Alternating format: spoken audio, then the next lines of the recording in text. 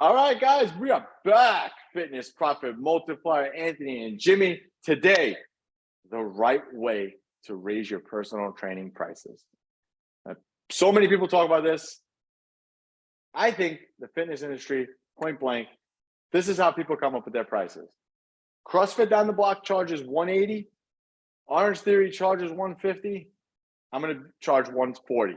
Or I'm going to charge 170. Right in the middle. Right in the middle ground. That's how they come up with their prices. And what happens is if you price yourself super low, you're not going to make enough profit. So you need to be able to price yourself accordingly and then raise your prices. So we're going to talk about how you raise your prices and kind of what we've done over the course of years. And I will say to start this out that I charge pretty high already. So I'm going to start this out, I have never done a price increase on my current members because I already charge kind of high, but I've never done it on my current members. I've never had to do that. So whenever I make changes to my prices, it always goes out to the new clients first. And that's the easiest way to start this. So if you don't want to rock the boat, are afraid of the pushback from your members, start there. You could literally turn off this podcast or click the link below before you do that. You can literally turn off. That's the easiest way to do it.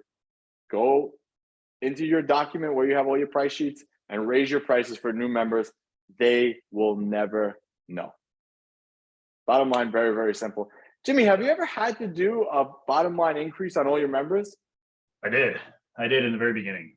So in the very beginning of growing my business, there was a business that was failing and owner was absent, no staff, all this stuff. So people wanted to train with somebody, right? So I ended up opening up down the street and didn't market to any of them. They just found me on their own kind of a thing because I was going to be above board with it. And the problem was at this other facility, he was charging all kinds of rates for the same service, right? The same service. Some people were paying $10 a session. Some people were paying $30 a session. It was all over the place and they were getting the same service. So when I started everybody, I was like, hey, we'll just honor your same rates. I know things are going bad over there. We'll just honor the same rates that you had, right? And so I started my business with about $4 or $5 grand a month in revenue, right? From these clients. And there were about 40 clients that trained with me at that time. And I looked at it and I went, I cannot grow a business with half the people paying half the price and the other people paying double, right? I had people on $250 a month, $100 a month, $300 a month, and they were all getting the same service, right? So I was like, how do I fix this thing? And so what I did is I came up with a pricing structure. I went and talked to all my members individually because I had a small amount of members at that point, right? And told them that next month we would be changing, and if they had any questions to talk to me about it, and I explained to them why it had to be, because everybody had to be even, right? Everybody's getting the same service, so everybody had to be even on their pricing structure, right? Now, what happened, you may think is a little bit scary. I had 40 members. After I made this price change, I ended up with 18. But my revenue went up by $1,000 a month, right? Went up by $1,000 a month. So if you're afraid of changing prices right now and you have a business that's not profitable, just know that when you do the mental math around increasing prices, and you can assume, if you assume you're going to lose 20 to 50% of your members, set your prices accordingly to a position where you're going to be higher in revenue at the end of that price change, right? Because if you have 100 members that are paying you $100 a month and you bump them up, let's say by 50%, okay? So then, and I got to do this math on paper or something because it's going to sound wrong, but you have to do the math to look at where your profit is going to be and where your revenue is going to be. Because if you have half the members and the same top line revenue, or more top line revenue, that's a better business, right? Your clients are worth more. And your clients aren't going to tell you that they think you're undercharging them because they're just going to take the deal, just like you would, right? You're not going to tell somebody. I actually do that sometimes when I'm getting service. Like my piano instructor, I told him to increase his rates because it's just too low. But most people aren't going to do that. They're not going to tell you to increase the rates. They're just going to take the deal because they're getting high value, right? But trust me, I've done it. I did it in the very beginning when I wasn't even making enough to live because I knew it was the right thing to do and it was the thing that I needed to grow my business in the future and scale it. Now, we only increase prices on new members, or if a member leaves the facility and they come back, they're subject to new pricing, right? Because we weren't receiving their revenue for that period of time. So they're subject to new pricing, right? But as your business grows and you get bigger and bigger, you know, I'd say probably around the 25 to 40 a month mark, you probably just want to increase prices on new members. Because when you're at that mark, you're not in such a position where things are screwed up because you're making enough, right? But when you're lower than that, when you're in the under 25 range, you can drastically change your business by increasing prices on current members. And you don't have to increase it by that much, right? Just imagine you have 100 members. You took all of those members and you increased their prices by 25 bucks, right? A month. They're not going to balk at 25 bucks a month. Some will, you'll lose some, but you're getting that 1/4 more money from each member that stays.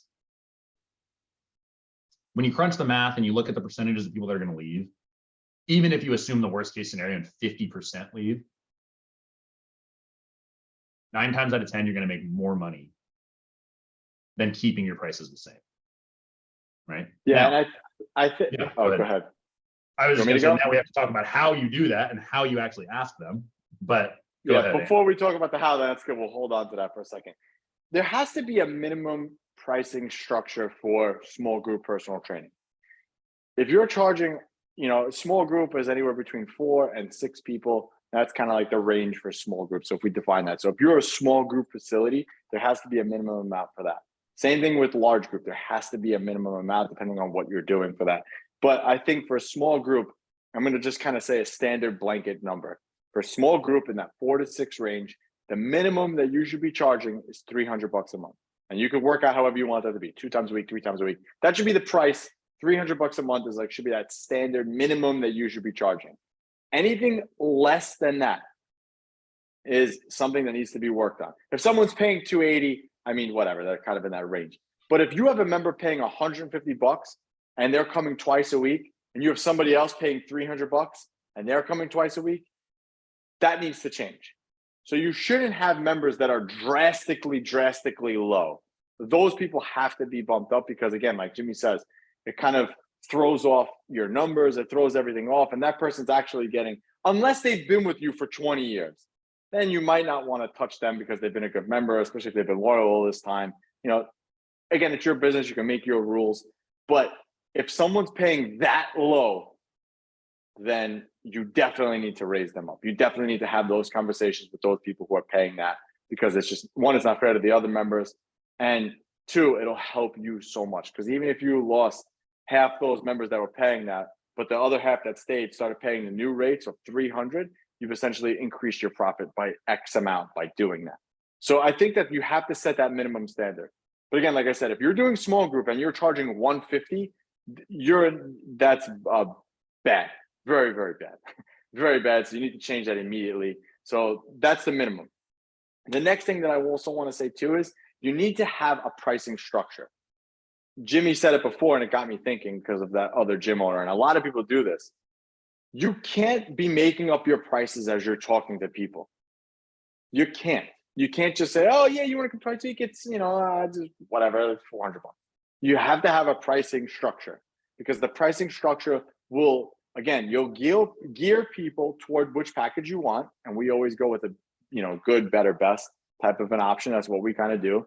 You never want to pull out a price sheet. We should probably do a podcast on this, Jimmy, but you should never want to throw out your price sheet and have 12 different options on. right? Like that should not just be a thing. You have to have, I would say 3 options is probably your best bet, and good, better, best, and have them pick between those 3 and structure your prices accordingly. 300, 350, whatever, 400, whatever the price is, whatever, however you want to do it. And you're gearing people toward that middle package or that, that at last package. We'll talk about that at another time, but you have to have a pricing structure. You have to. If you're sitting down with someone and you're making up prices off your head, like that guy was doing, $10 a session here, $30 there, making up packages, 20-pack, 5-pack, come as you pay as you go, can't do it. Can't do it. You got to structure all that. You run a business. You are an organization. You are professional. You would never go to the doctor's office and the doctor is going to be fly by night everywhere. Everything is systematized and structured.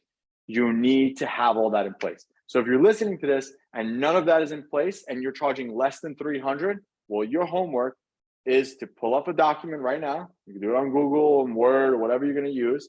Write out your prices, good, better, best. Figure out the packages, make 300 the smallest one, and go from there.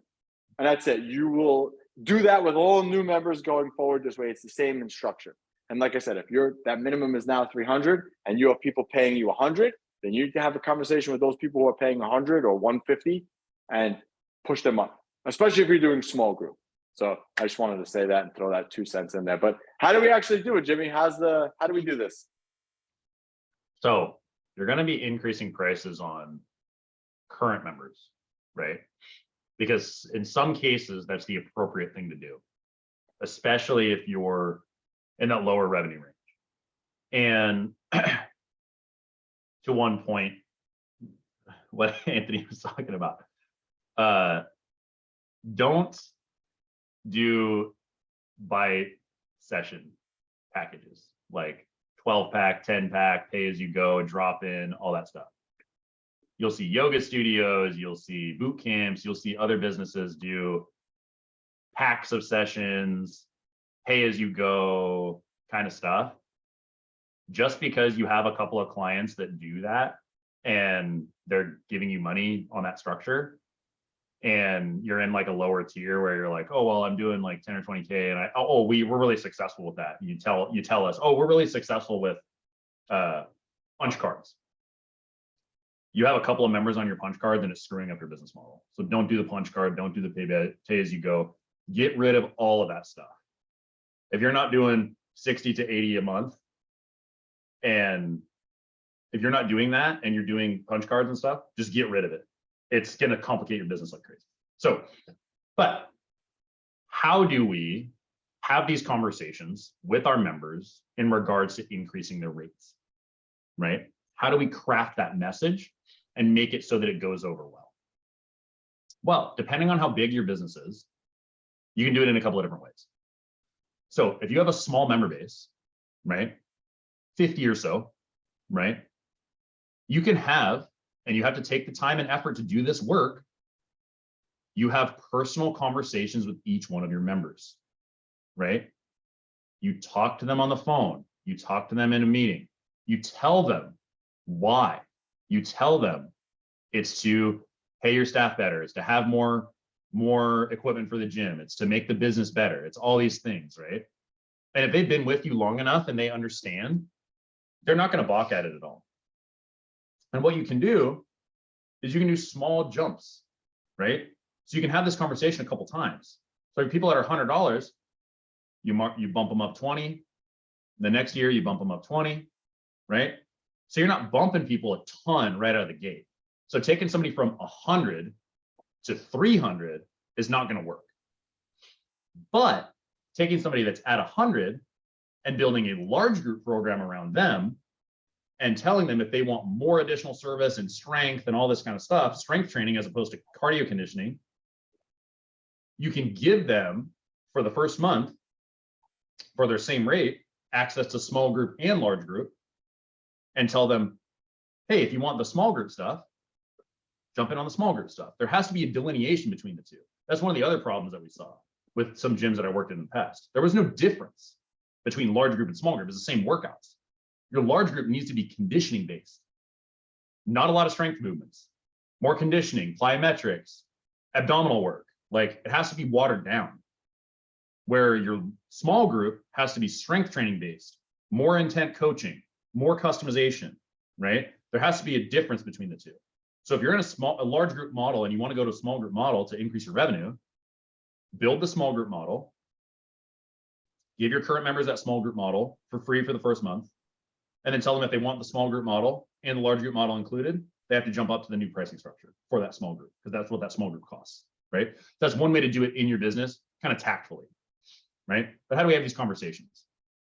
You can write everybody a well-worded email or send them snail mail, right? Make it official. Make it this thing where you explain these factors and you use the same crucial conversation metrics that we talked about on another podcast in your address to them. So having that conversation and saying, just explain it to them. Say, hey, look, for this business to stick around and for us to continue to do good work, we have to increase rates, right?